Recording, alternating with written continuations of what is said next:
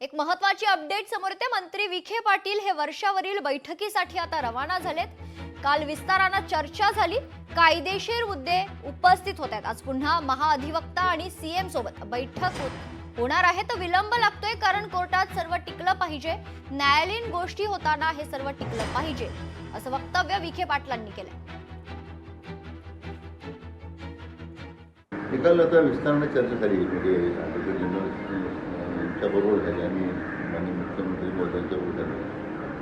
त्याच्यामध्ये काही कायदेशीर मुद्दे उपस्थित होत आहेत।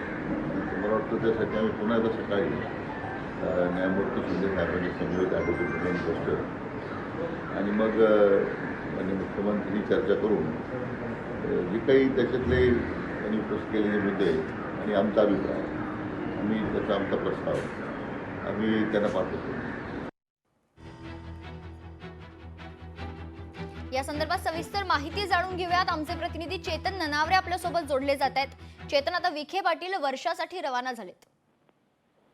निश्चितपणे मेघना, कारण आपण पाहिलं असेल कालही उपसमितीची बैठक पार पडलेली होती। या बैठकीनंतर स्वतः राज्याचे महाधिवक्ता वीरेंद्र सराफ यांच्याबरोबर उपसमितीचे अध्यक्ष असलेले मंत्री राधाकृष्ण विखे पाटील यांनी चर्चा केली। काल त्यानंतर ते वर्षा निवासस्थानी सुद्धा गेले आणि मुख्यमंत्र्यांना एकंदरीत या चर्चेतील सार त्यांनी संपूर्ण सांगितला आणि ज्या कायदेशीर बाबी आता तयार होत आहेत त्याच्यावरती काहीतरी तोडगा काढावा लागेल, या संदर्भातील सल्लामसलत करण्यासाठी आता विखे पाटील वर्षा निवासस्थानी दाखल झालेले आहेत। अवघ्या कुठल्याही क्षणी ही बैठक सुरू होईल मुख्यमंत्र्यांबरोबर आणि एक प्रस्ताव तयार केला जाईल की जो एकंदरीत जरांगे पाटील यांनाही हा प्रस्ताव दाखवला जाईल की एकंदरीत या आधीचे जे दोन कोर्टाचे निकाल होते 2002 आणि 2005 ते, ज्यामध्ये मराठा समाजाला ओबीसी मधून आरक्षण देता येणार नाही असा स्पष्ट कोर्टाचा निकाल आहे। त्यामुळे अशा कोर्टाच्या निकालांमध्ये सुप्रीम कोर्टमध्ये आव्हान देण्यात आलेलं, तिथेही तो निर्णय कायम राहिलेला होता। त्यामुळे दोन उच्च न्यायालय आणि सर्वोच्च न्यायालय असे निकाल दिलेले असताना पुन्हा असा शासन निर्णय जर जारी केला तर तो निश्चितपणे कोर्टामध्ये टिकणार नाही आणि त्यामुळे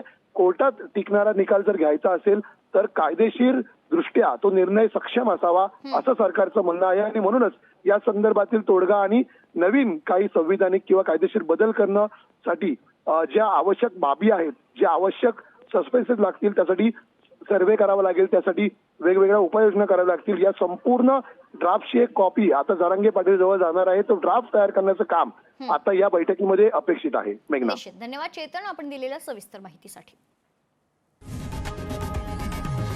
लोकशाही मराठी ऐका, पहा, जागरूक रहा।